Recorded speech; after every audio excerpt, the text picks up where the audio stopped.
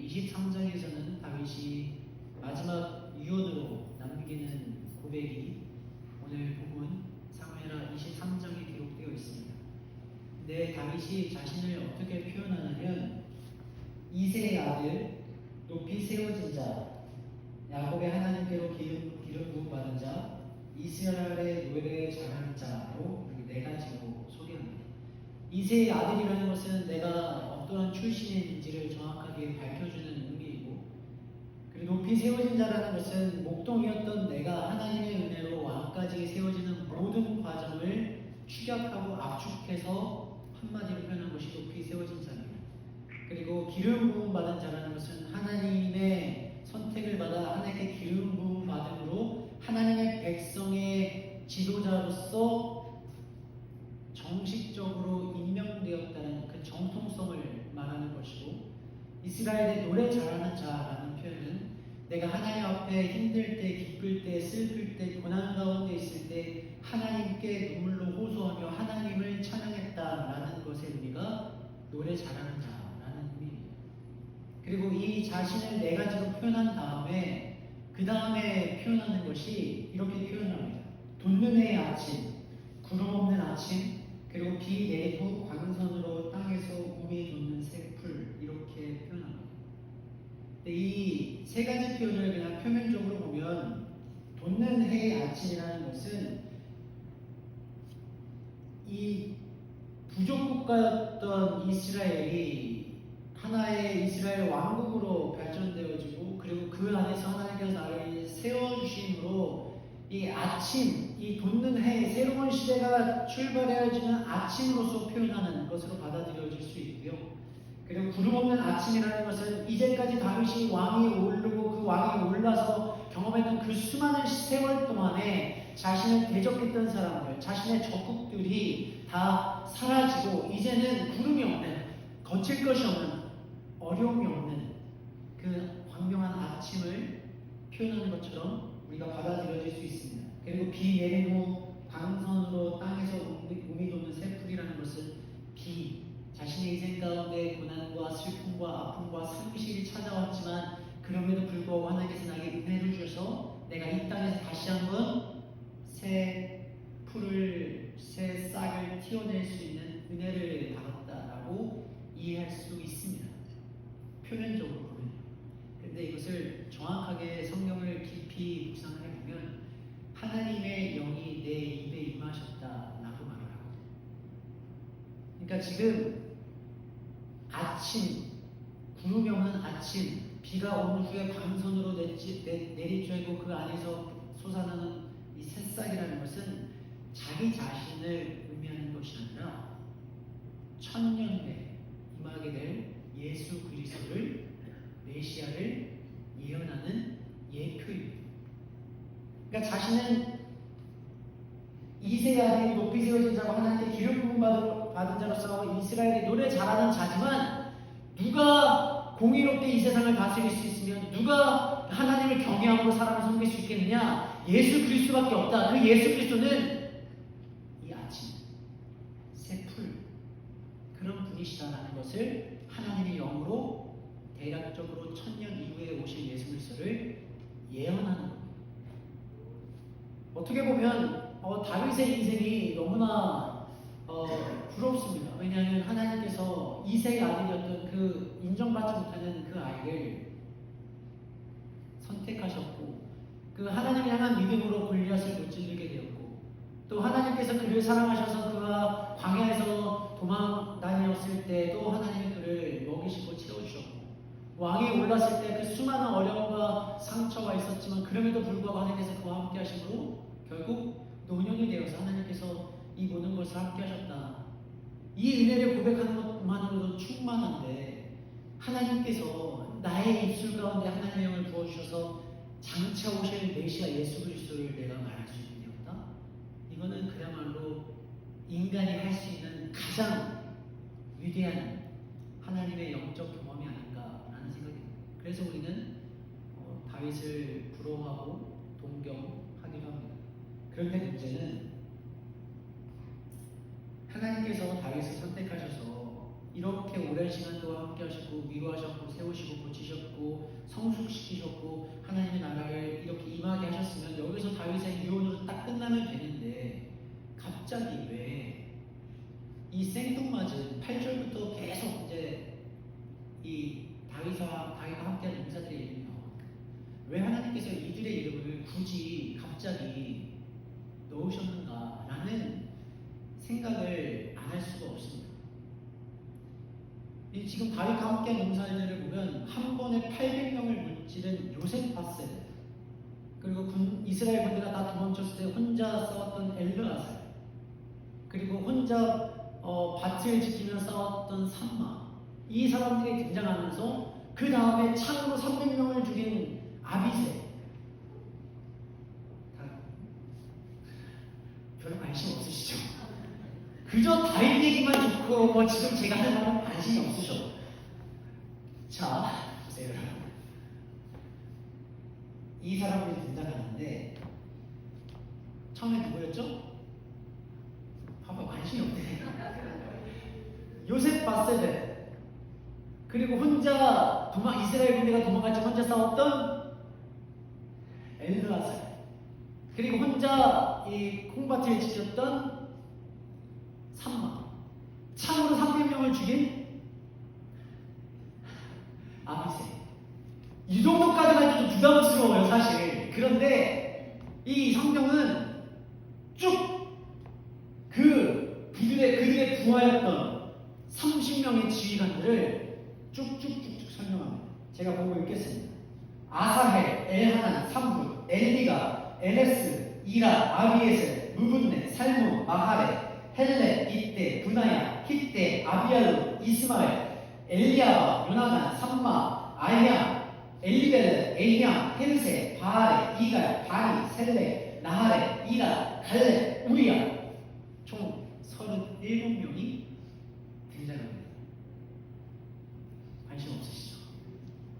하나님께서 다윗의 삶을 통해서 그 수많은 사무엘 하에 있는 수많은 장면을 통해서 다윗이 어떤 삶을 살았고 어떤 상태였고 어떤 심리 상태였고 어떤 일들을 겪었지만 그가 하나님과 함께함으로 하나님께서 어떤 은혜를 베푸셨다는 것을 굉장히 정하고 길게 깊숙하게 보여주시기 때문에 우리는 다윗에 대한 이야기로 끝내도 사무엘하가 이상하지 않습니다. 충분합니다. 그런데 왜 우리가 별로 관심 없는, 우리가 아무리 읽어도 기억되지 않는, 우리가 읽기에도 발음하기 어려운 이 사람들의 이름을 왜 굳이 여기서 기록해 놓으셨냐는 거죠. 여러분, 우리가 이들을 기록하지 않는 이유는 단순합니다. 1등이 아니기 때문에 그렇습니다. 우리는 무조건 1등만 기억합니다. 올림픽을 봐도 1등을 기억해요. 여러분, 피겨의 왕 누굽니까? 2등 한 사람은 모르시죠?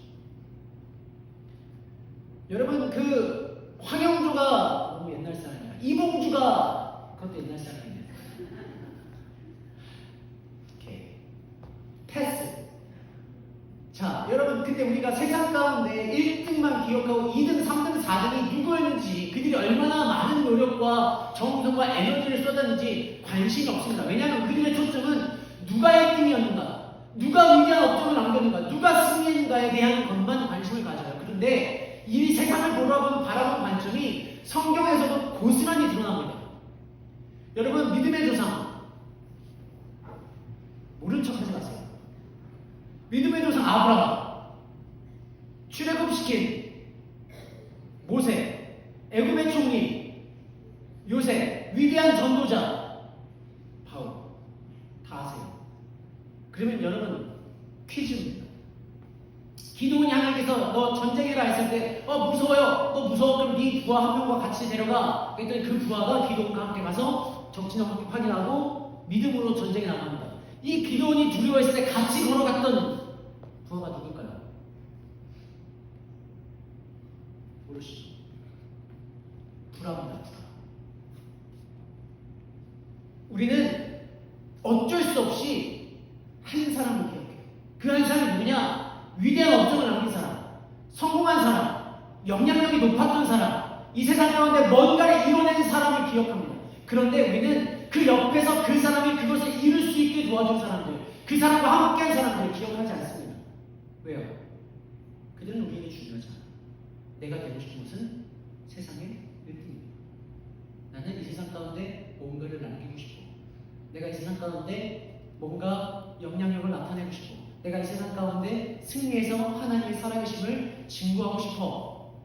근데 그 사람들은 아브라함이었고, 모세였고, 여호수아였고, 기도원이었고, 바울이었고, 베드로였습니다. 나머지 사람들 기억하지 않습니다. 우리들이 한 사람, 위대하고 성공했고 업적을 남긴 그 사람에게만 초점을 맞추다 보니까 다른 것은 중요하지 않습니다.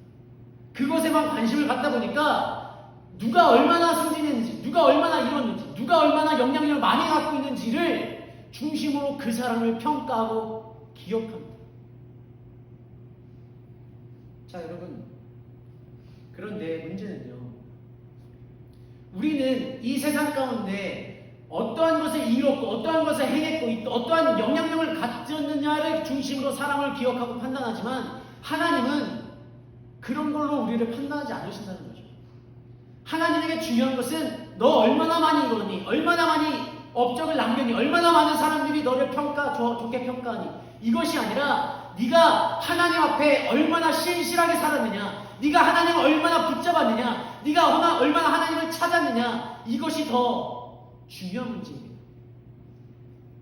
여러분, 모든 이스라엘 군대가 도망갔을 때 누가 혼자 남아서 이 블레셋과 싸웠습니까?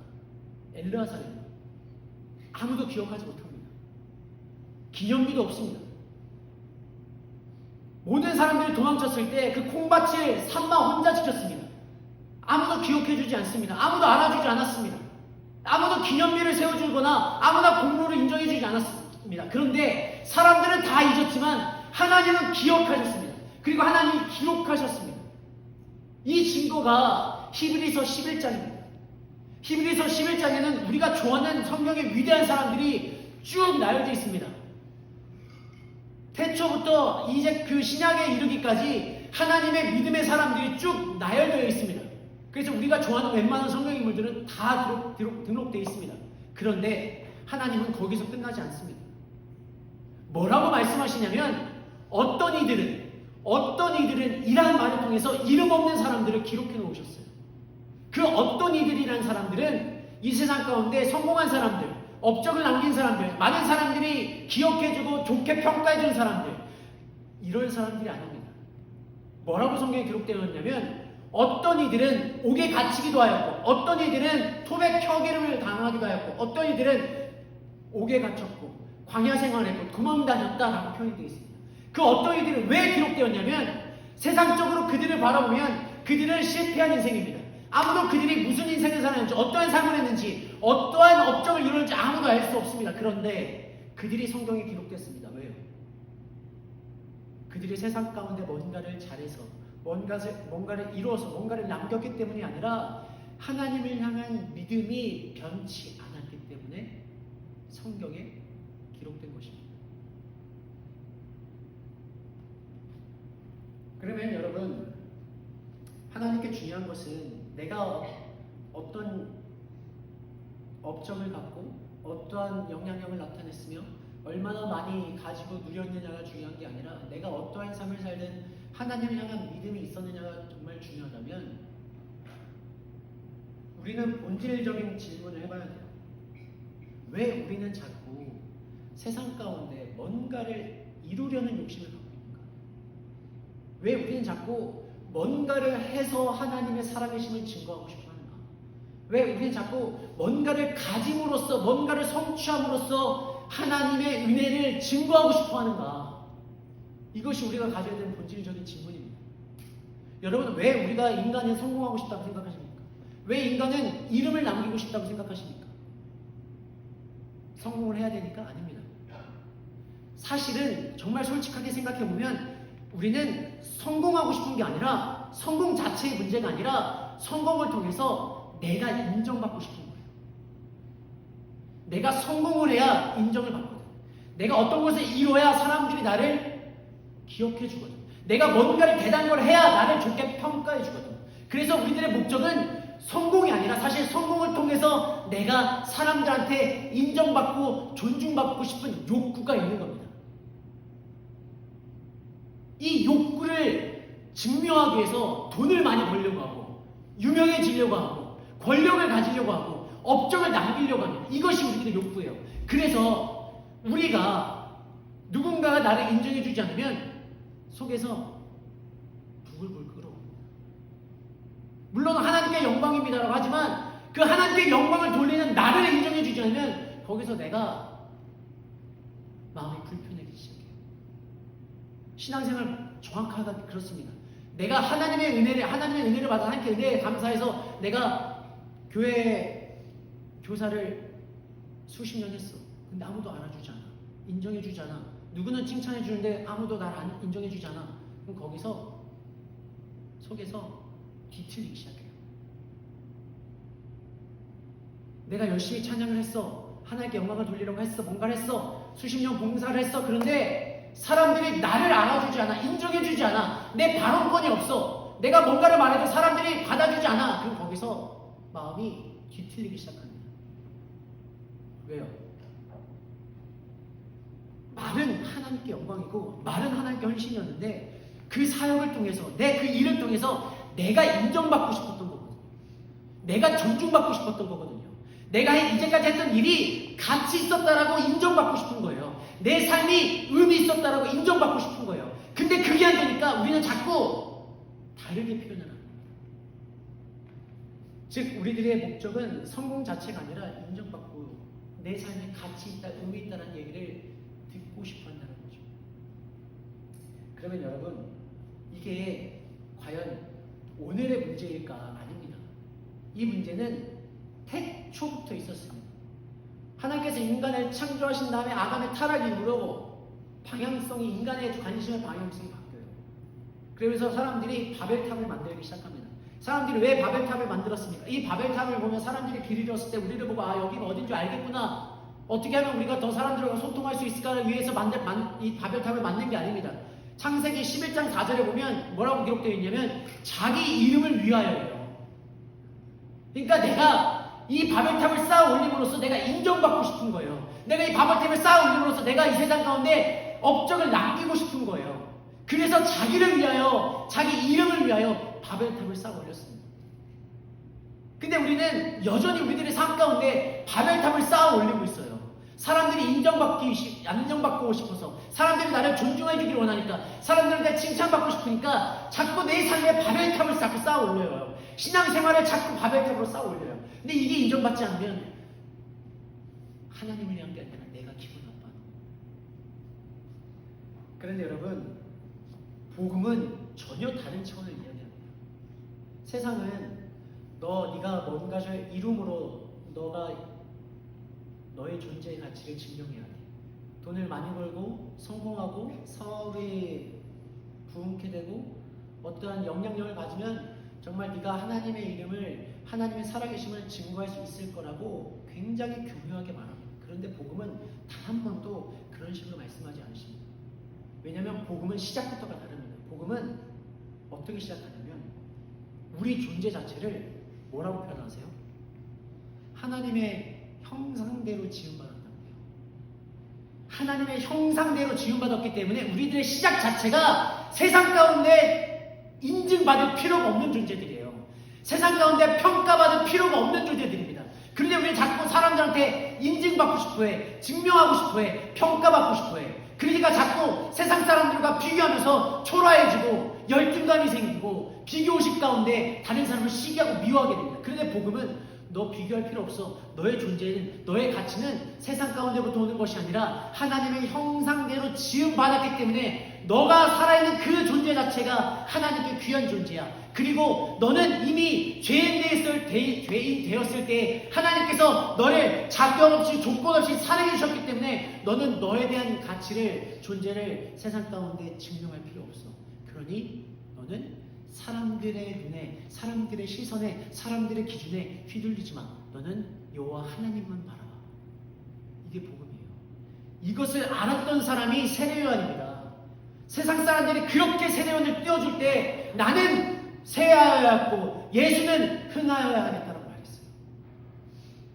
예수 그리스도를 온전히 믿고 복음이 무엇인지를 정확하게 알고 삶이 뒤집혀진 바울이 이제까지 그렇게 중요하게 나를 증명하는 것이 학업과 스펙과 나의 가문이었는데 그것이 다 배설물로 여겨졌어요. 그러면서 하는 말이 내가 하나님 앞에서 너희들의 말을 듣는 게 옳으냐 하나님의 말을 듣는 게 옳으냐 너네가 판단해봐라. 나는 내가 이제까지 중요하게 생각한 이 모든 것을 배설물로 여기고 내가 자랑할 것은 십자가밖에 없다는 거예요. 왜냐하면 나의 존재 가치가 세상 가운데 오지 않고 하나님으로부터 온다는 것을 느꼈기 때문에 그렇습니다. 경험했기 때문에 그렇습니다. 깨달았기 때문에 그렇습니다. 그런데 여러분, 문제는 하나님을 믿어도 이게 안 바뀌는 사람들이 있어요. 그 대표적인 사람이 누구예요?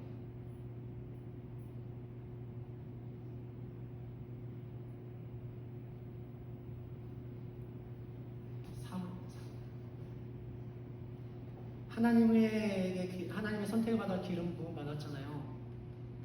그래서 기름을 부음 받아서 이렇게 내가 어떻게 왕이 될 수 있습니까라고 겸손했던 사람이 사울입니다. 근데 사람들이 적극적으로 인정해주고 막 높여주기 시작합니다. 그런데 그것에 취해 있을 때 누가 나타났어요? 다윗이 나타났어요. 근데 사람들이 하는 말이 그거야. 사울은 천천히, 다윗은 만만히로다. 이제까지 나에게 오던 모든 칭찬과 인정과 존중이 다윗에게 뺏긴 거예요. 그러니까 사울이 하는 행동이 뻔합니다. 하나님을 두려워하지 않아. 하나님께 인정받지 않아. 사람들이 나를 어떻게 생각할까? 사람들이 나를 어떻게 평가할까? 사람들이 나를 어떻게 기억할까? 이게 너무도 중요했던 겁니다. 그래서 하나님의 말씀을 경히 여겨요. 그리고 결국 하나님을 버리게 됩니다. 하나님을 믿어도 우리가 누구의 인정을 목말라 하는가? 누구의 기준이 더 중요한가? 누구에게 기억되고 싶은가? 이것으로 말미암아 우리들의 삶의 방향성이 너무나 달라질 수밖에 없다는 겁니다. 그런데 우리는 하나님께 기억되는 것이 중요하다, 하나님께 인정받는 것이 중요하다고 알면서도 쉽게 하나님에게 올인하지 못합니다. 왜요?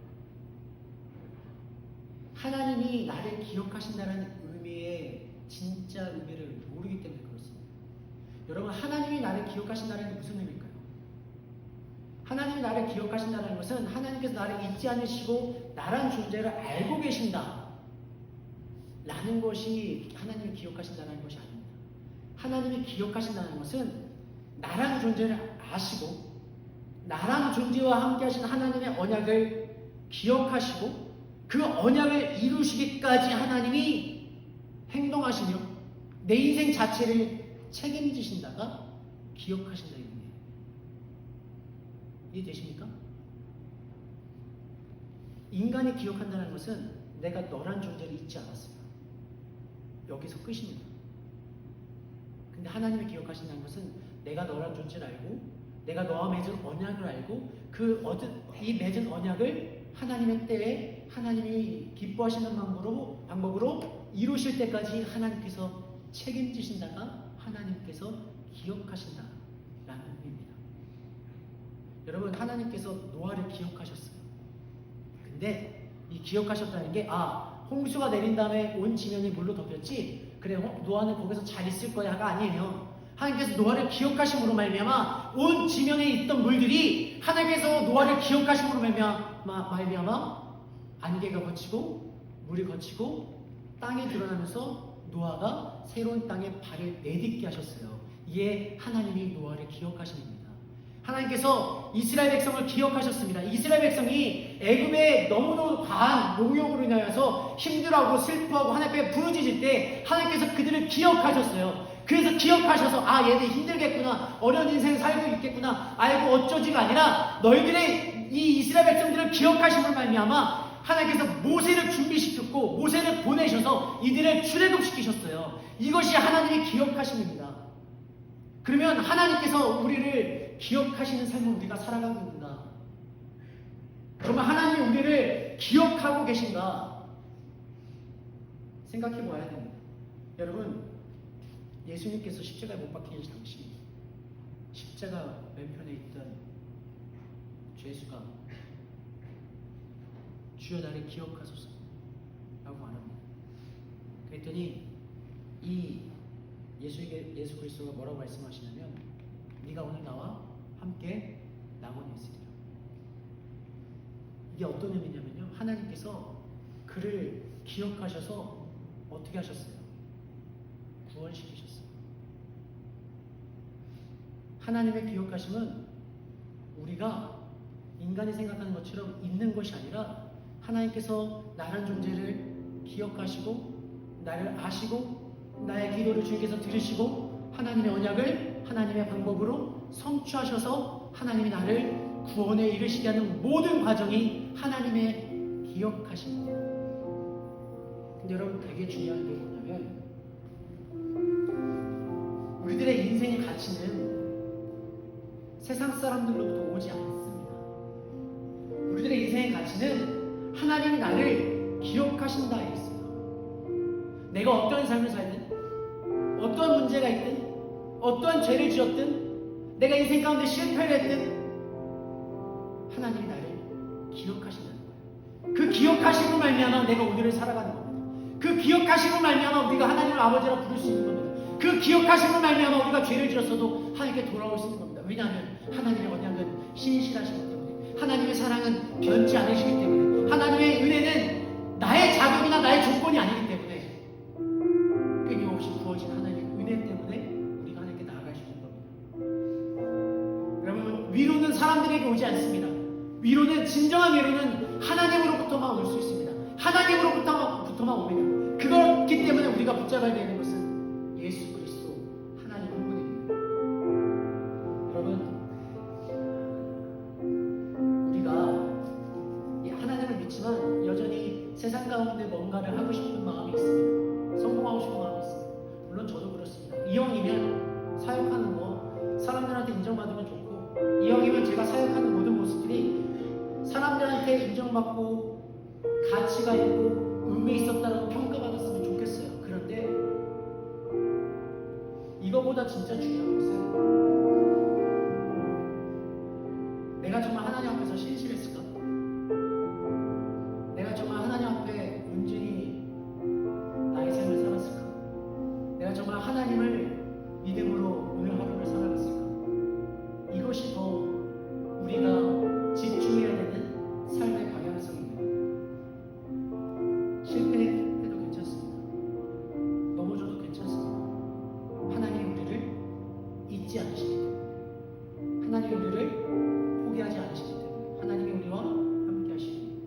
여러분, 되게 중요한 건 뭐냐면요, 여기 맨 마지막 사람이 누군지 아세요? 우리아입니다. 여러분, 우리아는 엘리야사도 아니었고 아비새도 아니었고 삼바도 아니었습니다. 어떤 위대한 일을 했다는 것이 없어요. 오히려 우리아라는 존재는 실패자예요. 어쩌면 우리아라는 존재는 다윗이 자신의 죄를 덮기 위해서 죽인 희생자입니다.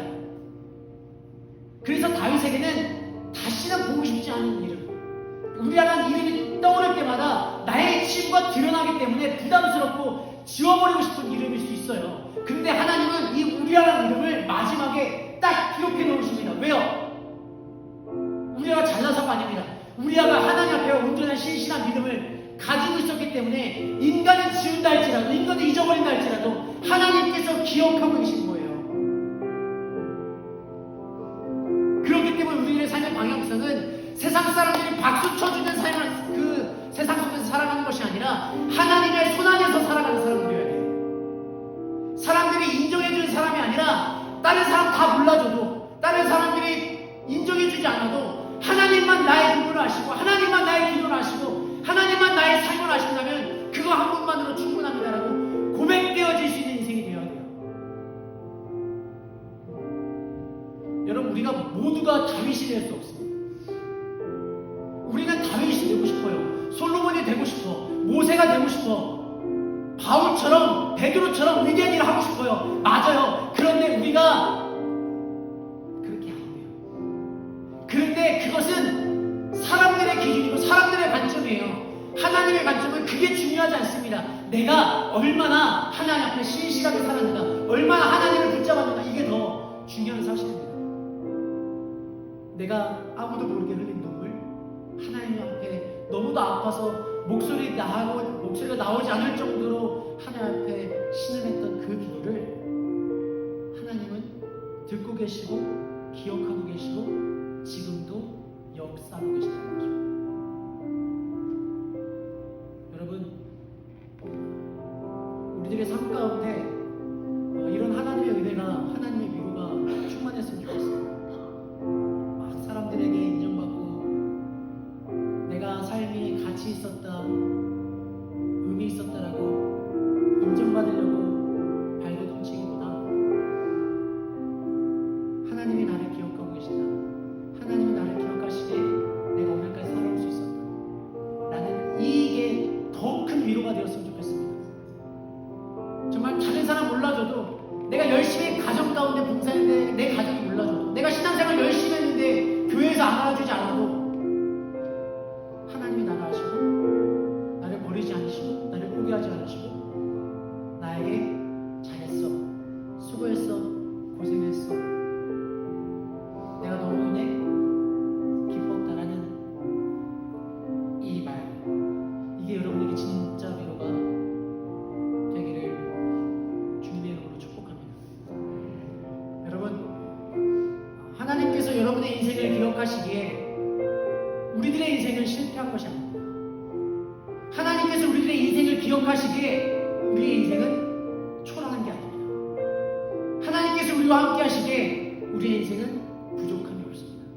이게 진짜로 마음 가운데 깊은 위로가 되어지기를 주님의 이름으로 축복합니다. 기도하겠습니다.